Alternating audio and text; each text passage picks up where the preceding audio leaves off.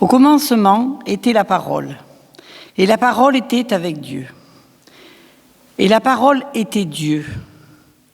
Elle était au commencement avec Dieu. Toutes choses ont été faites par elle, et rien de ce qui a été fait n'a été fait sans elle. En elle était la vie, et la vie était la lumière des hommes. La lumière, lui, dans les ténèbres, et les ténèbres ne l'ont point reçue. Il y eut un homme envoyé de Dieu, son nom était Jean.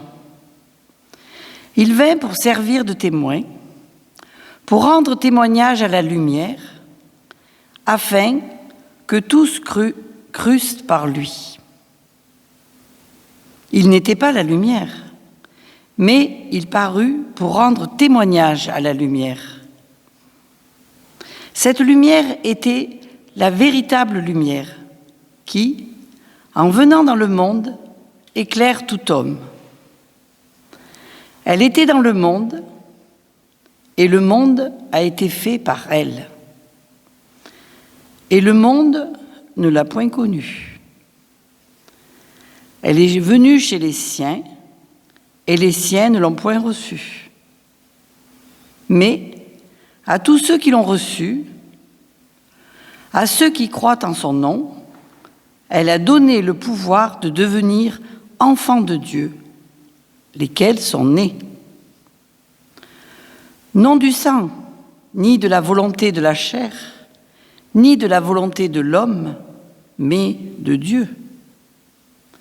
Et la parole a été faite chair. Elle a habité parmi nous, pleine de grâce et de vérité, et nous avons contemplé sa gloire. Une gloire comme la gloire du Fils unique venu du Père.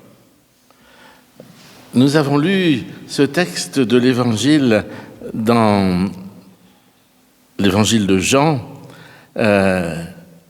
Et avez-vous remarqué qu'il parle de Noël à un seul endroit? Quand ça? Pour voir si vous avez suivi. Il y a 18 versets, il y en a un qui est consacré à Noël.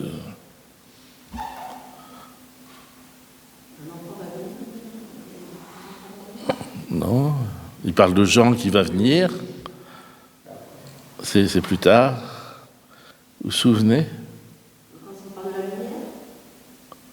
Oui, on parle de la lumière, mais ce n'est pas vraiment la lumière. La parole, oui. Et qu'est-ce qu'elle fait? Elle devient, la parole. Elle s'est fait chair. Bravo! Qu'est-ce qu'il a trouvé? Oui, dans le fond, là. Voilà, et la parole s'est faite chair. Si vous voulez animer une soirée de Noël simplement, sans trop ennuyer les gens avec le récit de Noël, vous dites « et la parole s'est faite chair », là, vous fermez la Bible, et c'est parti. Et la parole s'est faite chair.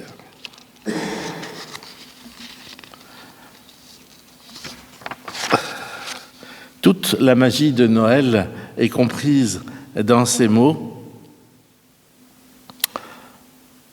Et il est difficile pour nous de comprendre que le Verbe, c'est une autre traduction de la parole, s'est fait être humain.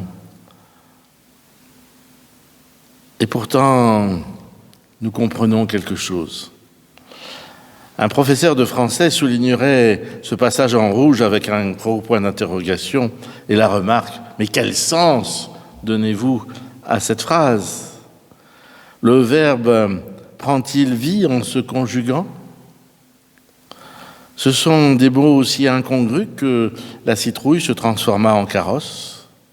Et pourtant, quand je dis la citrouille se transforma en carrosse, vous fermez les yeux et vous rentrez dans un imaginaire extraordinaire où vous voyez une jeune fille élégamment vêtue qui monte dans un carrosse tout aussi élégant, carrosse qui était une citrouille, et vous êtes dans l'univers de Cendrillon. Eh bien, l'imaginaire, nous pouvons imaginer cet univers de Jésus où tout bascule, où tout prend une autre dimension, où nous entrons dans une autre dimension que celle du texte.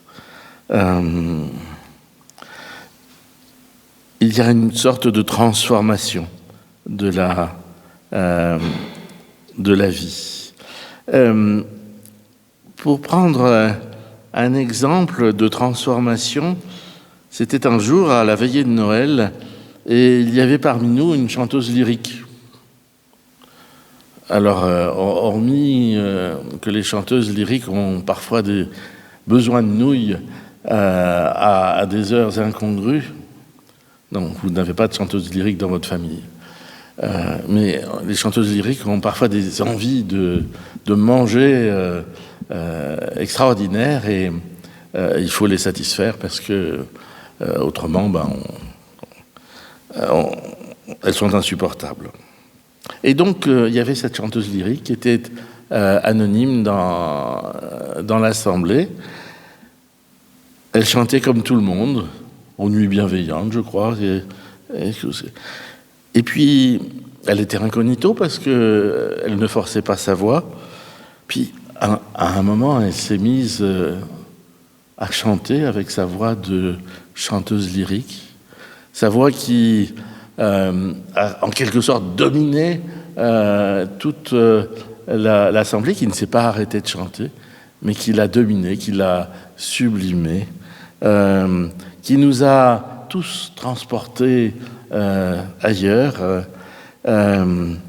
et qui nous a tous transformés par la beauté du chant.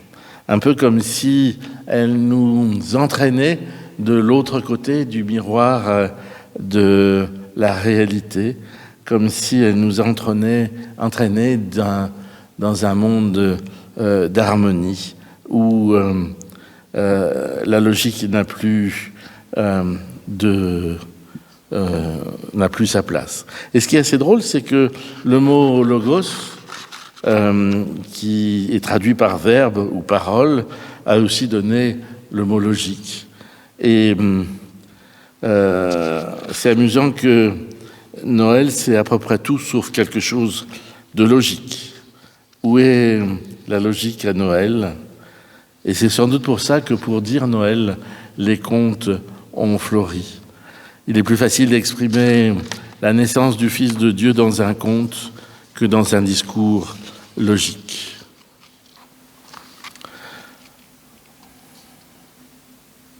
Là, nous ne sommes pas en train de chercher une équation. Et puis, si on trouvait quelque chose de sérieux, ça voudrait dire que Dieu n'est pas Dieu. Mon pasteur, autrefois, il reste toujours mon pasteur, était un astrophysicien. Il était sans cesse confronté à la quête de la connaissance de l'univers. Il était confronté à l'infini, aux découvertes issues de calculs, comme celles issues de l'observation du ciel, qui ouvrent des portes plus qu'elles n'apportent de réponses. Mais il était au clair avec la foi en Dieu, un Dieu créateur qui aime ses créatures et qui donne sens à leur vie. Il y avait d'un côté la recherche qui le conduisait dans un monde qui n'apportait pas forcément de réponse, et puis de l'autre côté la foi qui permettait de vivre tranquillement dans le monde d'aujourd'hui. Aujourd'hui, dans notre monde un peu sans dessus-dessous, il nous faut se contenter et la parole est devenue chère.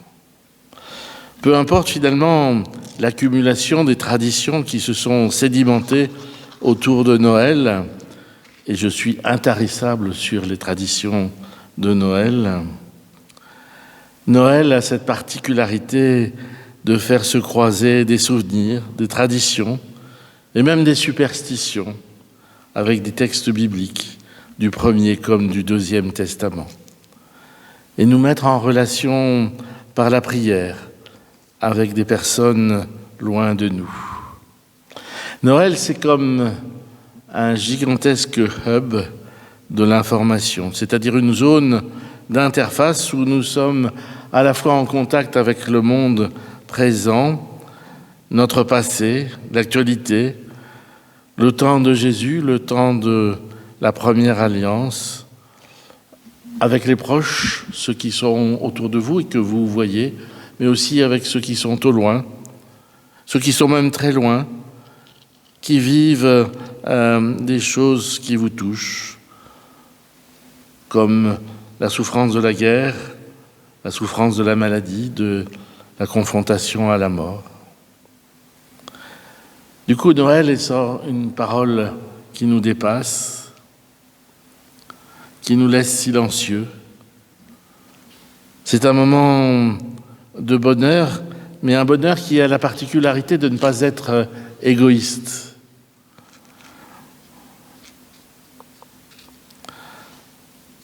Ce bonheur, il fait de la place aux souffrances des autres, aux disettes de la foi. Et pour tous ceux qui ne viennent pas au culte, lors des grandes fêtes, finalement, c'est un moment fort de décentrement. Ils ne viennent pas par fidélité à un ancêtre, à un lieu. Ils viennent sans doute par tradition, parce que c'est dans leur gène.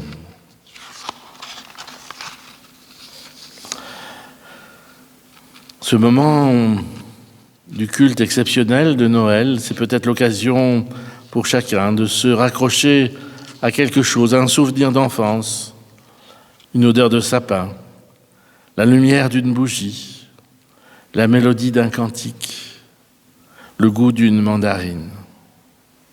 En fait, ce sont de nouveaux souvenirs pour l'avenir qui sont donnés.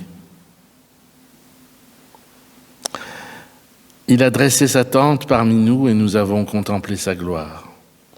Voilà l'extraordinaire. Il a dressé sa tente parmi nous et nous avons contemplé sa gloire. Vous imaginez une personne coincée par le réveillon et le repas de Noël, et elle reçoit cette affirmation. Il a dressé sa tente parmi nous? Je ne l'ai pas vu. C'est toute la force de Noël, toute la force de cette fête traditionnelle, de nous faire sentir la proximité de Dieu qui a dressé sa tente parmi nous.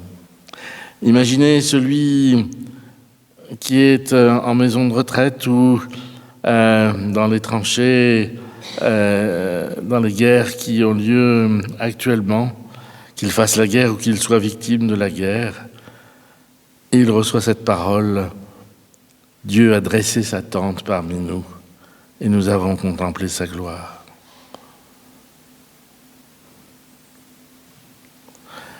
À l'image de la tente des nomades qui parle aux gens d'il y a 2000 ans, se rajoute aujourd'hui celle de l'aventure et de la précarité que représente la tente. Et il y a du coup à la fois la proximité, la fragilité et la précarité. La réponse d'urgence pour offrir un abri. L'idée d'un chemin parcouru avec la tente comme refuge. L'abri contre les intempéries. La chaleur fragile que nous pouvons y trouver. L'idée de la crèche, du hangar à bétail nous revient. Les évangiles qui parlent de la naissance de Jésus parlent de deux événements, de deux visites. L'une que l'on trouve chez Luc est celle de bergers, surpris, médusés par un concert d'anges. L'autre, chez Matthieu, est celle des savants, qui sont transformés par la visite qu'ils font au petit enfant. Du coup, Noël n'est pas une fête glorieuse, même s'il est dit que nous avons contemplé sa gloire. Non, Noël, c'est l'enfant lumineux qui éclaire ses parents, tout proches, puis les visiteurs qui viendront le voir par la suite. Du coup, Noël devient, et l'assemblée de Noël en est un signe, la fête des réunions. À Noël, on se réunit chez quelqu'un, chez le plus âgé de la famille, chez ceux qui ne peuvent pas se déplacer. Il est peut-être un peu dommage de distribuer des cadeaux à Noël, car ils éclipsent un peu la chaleur de l'assemblée réunie ce jour-là. Pour conclure, je voudrais attirer votre attention sur le fait que la parole s'est faite chair et non pas autre chose. Imaginez, et la parole s'est faite livre. Quoi de plus naturel, en effet, de mettre par écrit une parole ? Le problème, c'est qu'après, la parole devient sacrée, le livre devient intouchable, impossible à critiquer. Et les adolescents savent bien que critiquer, c'est s'approprier les choses, c'est comprendre, et parfois même accepter. Or, la dérive est possible. Parler des saintes Écritures et de leur autorité, c'est accorder un caractère sacré aux Écritures, et certains peuvent avoir une vision fondamentaliste. La Bible est parole de Dieu. Or, il nous est dit, la parole est devenue chair. La Bible, du coup, n'est pas parole de Dieu, mais peut le devenir. Elle est une somme de témoignages au pluriel, rendus à cette parole que Dieu adresse à chacun d'entre nous. Comme protestant réformé, je crois que le témoignage biblique, dans sa diversité et dans ses contradictions, est un guide, une norme pour notre foi, pour ma foi, pour la vie chrétienne. Ça ne nous gêne pas que la vie de Jésus soit relatée sur un an dans certains évangiles et sur 3 ans dans l'évangile de Jean. Et pourtant, c'est ainsi. Du coup, que doit-on penser ? Eh bien, il y a des témoins qui pensent que Jésus a exercé son ministère pendant 3 ans et d'autres pendant 1 an. Et ce n'est pas important. L'apôtre Paul, lui, il parle très peu de Jésus. Il parle simplement du fait que Jésus nous a apporté la vie éternelle. Autrement, ce qu'il en rapporte, c'est tout petit. Il dit, Dieu a envoyé son Fils, né d'une femme, né sous la loi, en Galates. Il passe sous silence la naissance de l'enfant Jésus. Matthieu, lui, fait de Joseph le personnage central de la naissance. C'est lui qui reçoit l'annonce, alors que Luc donne ce rôle à Marie. Et Jean ose ce verset lapidaire. Le Logos de Dieu s'est fait chair. À nous d'accueillir la parole de l'Évangile, la bonne nouvelle. À nous d'offrir la pluralité des témoignages que nous recevons dans l'unité de la bonne nouvelle. À nous de prendre au sérieux cette parole que Jésus a laissée à ses disciples le dernier jour de sa vie d'homme libre. Je vous laisse la paix, je vous donne ma paix, mais ce n'est pas à la manière du monde que je vous la donne, que votre cœur ne cesse de se troubler et de craindre. Recevons ce message d'espérance et d'avenir aujourd'hui, jour de Noël. Amen.